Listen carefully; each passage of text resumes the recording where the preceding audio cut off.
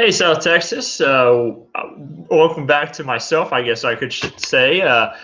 This is our first time back in about 7 days here for me. I've been on a bit of a vacation myself, but I'm back here in South Texas, ready to give everyone a little bit of an update on what we can expect. You know, we had a lot of weather happening across the United States these last few days, mainly down and towards the Gulf of Mexico area, where Tropical Storm Cristobal made landfall just there along the Louisiana coast, right between Grand Isle and over towards the mouth of the Mississippi River.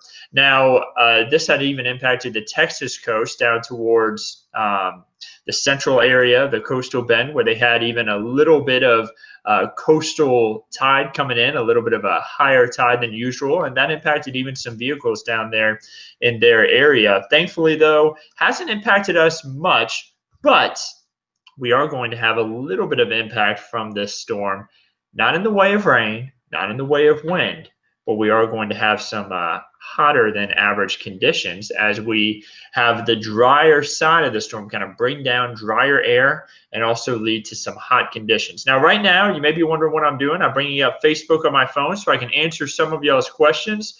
Please bring them my direction. I would love to answer them. And I hope y'all are all having a wonderful start to your work week for this Monday. It is going to be very hot. I will tell you that right now. I see a lot of people saying good morning. Hello to everyone. I see even we have some visitors all the way from Minnesota. David, hope you're doing great today. Gilbert says, will it be dangerous out there in the heat if you don't take precautions? Gilbert, the answer is yes. It is going to be very dangerous heat. First of all, we're going to start off with the allergy report, though. Mold is light, no issues there. Just wanted to get that out of the way while we still could. Right now, you see temperatures are already pretty hot, 88 in northwest San Antonio. Meanwhile, it's 86 out towards Calaveras Lake. So pretty hot conditions already. And something else that we have going on today that we have to look out for is there is an air quality alert in place.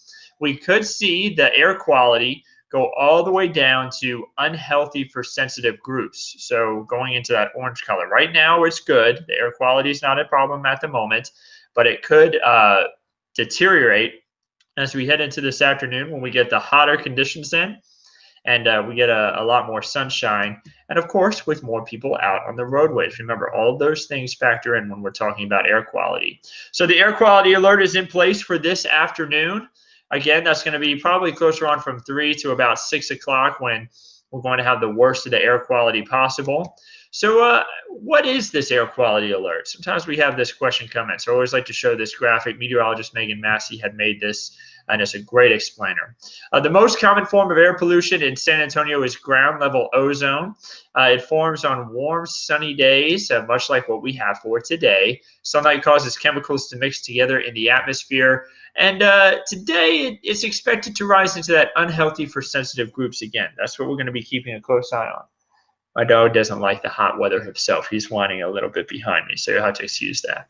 So sunlight and VOCs, which are also known as volatile organic compounds, will mix together, and they could make for really unhealthy air masses. In other words, ozone, which is down at the surface. Now, ozone up high is fine, but when it's down at the surface, it can be harmful to people who may have asthma and COPD, other breathing issues. So not the best situation right now with this air quality alert in place. Now, let's take a look at radar. Let's talk a little bit about rain chances today and over the next few days. Right now, rain not an issue.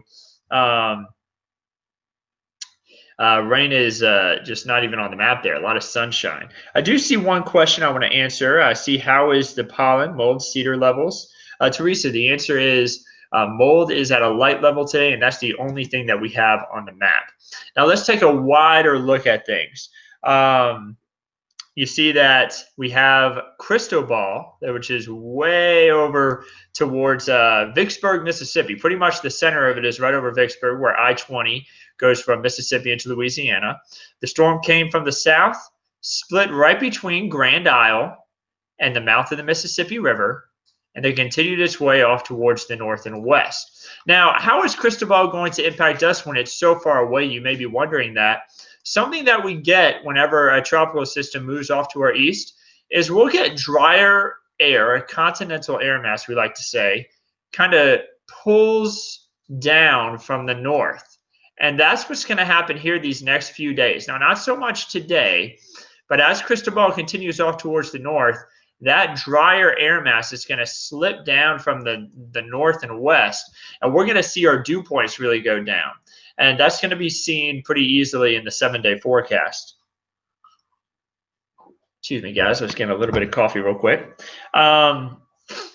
That's going to bring drier air in, and that's going to lead to rain chances being extremely low this week. So not the best of news for those who are wanting rain.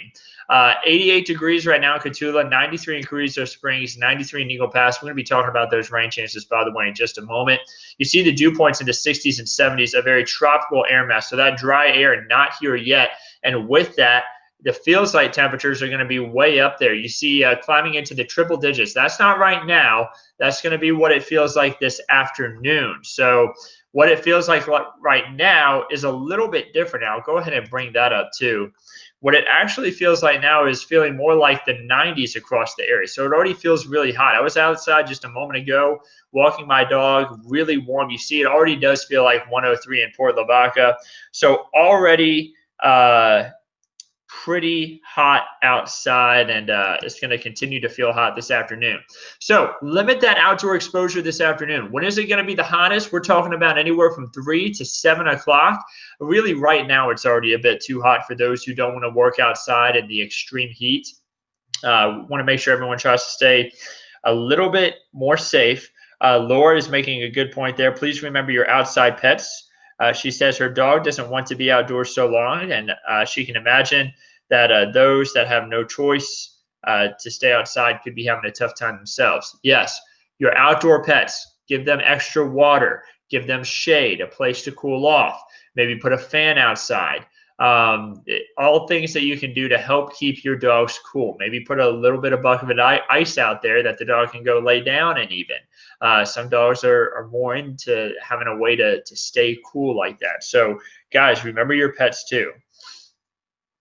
Ann says, no rain. We are in the South Texas summer loop. Sunshine, heat, dry, repeat.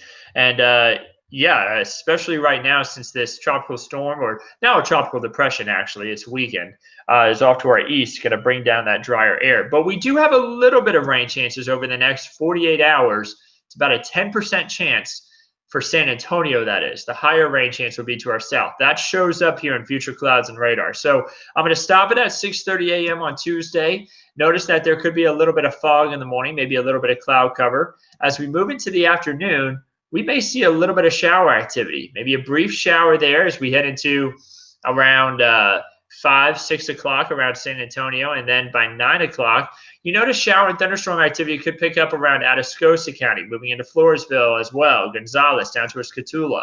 That will be very quick, and then it'll shift down to the southeast. About a 20% chance for rain overnight. Honestly, it shows rain there. I don't know if we see as much as what it's trying to show, this one weather model. But well, at least see a little bit for those who are wanting to see some rain on the radar. And also, that's an area where we have a lot of farmers who may be wanting just a little bit more rain. Of course, a little bit of rain here and there is good. It's easier to add water, though, to a field than to take water away. I learned that from when I worked in Northeast Arkansas. Soybean farmers especially had that trouble whenever we get too much rain in Northeast Arkansas. And the farmers would say, yeah, well, you know, we can always pump up more water from the ground, but whenever there's so much water at the surface, you can't really pull it away. So a little bit of rain here and there, good for our farmers, but you never want too much. So looking like that'll be our only rain chance for the week too. Unfortunately, we could use more rain than that, but it looks like we're going to have less than 1/4 of an inch really across all of South Texas over the next 7 days. Much of the region will make it through the next 7 days without seeing a drop of rain. Now, here's the good news. The drought monitor had a ton of improvement when it updated on Thursday. We still have a severe drought in parts of Maverick County. That is going to, I think, continue to be an issue over the next week or two. You see abnormally dry conditions and moderate drought in other areas, but everyone else, man, we had a ton of improvement thanks to all the rain there that we saw in May. So this graphic, I actually just noticed something. I've got to make a quick edit on it, guys, because it's no longer May. Remember, this is my first day back to work in June. And a lot of people may wonder, who updates the graphics there at Kent's 5? The answer is there's no one behind the scenes doing these graphics. It's actually us. So we come in every day, we do the forecast, we edit the graphics, we build everything together. We put out updates on the website. We put out updates on our social media accounts. So that's a little bit of a look into what we do at Kent's 5. So just updated the graphic. No longer says May there. These are now actually the June numbers. Our June average for this time of the month is typically just under an inch, but you see we're well behind average for June. But thankfully, we're above average for the year still, thanks to all the rain that we had towards the end of May. So things are still looking like they're in good shape. Now, the 7-day forecast shows that we don't have a lot of rain chances ahead of us. You see that we do have a lot of heat, though. Remember, we talked about that dangerous heat that's going to be in place here over the next couple of days. Today, heat index this afternoon between 100 and 105. Some areas it could be even higher than 105. Tomorrow, 104 to 109. That is extremely dangerous heat for tomorrow. Please, if you have any outdoor plans, if you have anything you have to get done in the yard or anything outdoors, maybe you work outside for a living, maybe you just want to get some outdoor exercise in, get it done early in the morning or late in the afternoon. Now, I want to mention something else. Notice the low. The overnight low is going to be 76. So when you wake up tomorrow morning, we're talking about mid-70s. That's going to be warm and humid. So really humid conditions even at the beginning of the day. So it may even be tough for you to work out or even work outside early in the morning. Now, I talked about drier air that's going to settle in later on in the week. And you're going to notice something that changes in our 7-day forecast as we head into Wednesday all the way through Sunday. You're going to notice that the overnight lows drop. Notice the overnight low Tuesday, 76. Overnight low into Wednesday, 71. And then down to 68 when we wake up on Thursday morning. We're actually going to have very comfortable mornings here as we head into Thursday through Sunday morning.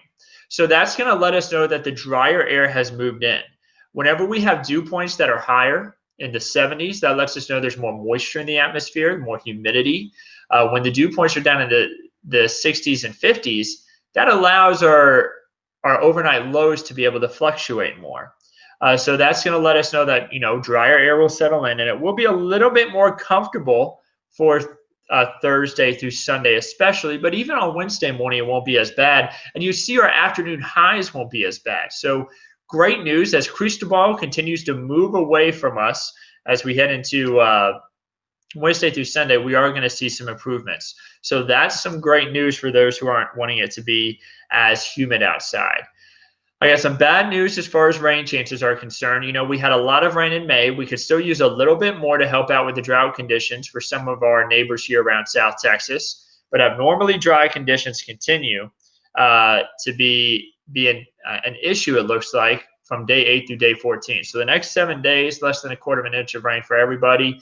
Day 8 through day 14, also looking like we're going to keep with that trend of drier conditions. And if you don't like the heat, well, we're here in South Texas. This is that time of year, and it looks like the day 8 through day 14, above average temperatures. So these mid-90s that we're expecting over the next week, that's above average for right now. And that's going to let us know that we're going to continue to be stuck in this hot pattern as we head throughout not just this week, but the next 2 weeks. So make sure that AC is working. Check on your family and friends whose AC may not work, or they maybe not have AC in their homes. Check on your neighbors, guys. We want to make sure that everyone stays safe as we deal with these higher conditions. So no issues right now with the aquifer. I know I flashed that on the screen real quick. That was actually a little bit of older information, but no issues with the aquifer. It's holding on real strong. We had tons of rainfall that really helped out. Guys, today there's going to be a lot of blue sky outside. If you can find a good place in the shade, maybe find a little bit of air conditioning, have some cold refreshments. I hope you can get outside and enjoy it, but remember the heat could be dangerous if you're going to be working outside. Drink plenty of water and just try to stay safe out there. So guys, we're going to wrap this up now. And we're going to go ahead and sign off. I hope you have a wonderful rest of your Monday. Don't forget, Cloudy with a Chance of Learning is going to be at 1 o'clock. Meteorologist Megan Massey is actually working on that right now. She's working on Rockin' Monday. So we're going to be talking about the different kinds of rock formations. We're going to be talking about all sorts of interesting things about those different types, how maybe they form and where you may be able to find some of those. So be sure to tune in. That's at 1 p.m. Remember, we're doing Cloudy with a Chance of Learning. We keep the learning going. We want to make sure that the kids can continue to learn throughout this summer. I hope that y'all can join in. I hope that your kids can join in and learn a lot from our lessons there. Tomorrow's going to be Tropical Tuesday. I'm going to be talking a little bit about Tropical Storm Cristobal, which is now a tropical depression. But we're going to be talking about how it moved and the impacts that it caused across much of the Gulf of Mexico. You know, the Gulf of Mexico is kind of like a bathtub. If there's something happening, even if it's on the other side, closer towards Florida, that actually will also impact the Texas coast. Working down on the Mississippi Gulf Coast myself, I learned a lot about that. And talk about impacts, the Mississippi Gulf Coast saw a ton from this tropical system, as well as our friends down towards Grand Isle, Louisiana, and stretching up throughout Louisiana and into Lake Pontchartrain. Which, remember, we've talked about Pontchartrain before in these past lessons. Lake Pontchartrain is called a lake, but it almost acts more of a tidal bay. So we're going to be talking all about that for Tropical Tuesday tomorrow. But Rockin' Mondays today. Don't forget, meteorologist Andrew Wilson is on at noon, and is going to have the latest on the forecast. And then also, we have the latest from Weather Chief Bill Taylor at 4, 5, 6, and 10. I'm also going to be on at 4, giving a little bit of an update about the heat. So be sure to tune in. Guys, I hope you have a wonderful Monday. Stay safe out there. Remember the air quality alert in place this afternoon. We'll continue to keep you updated right here on all of that here at KENS 5. Have a great one.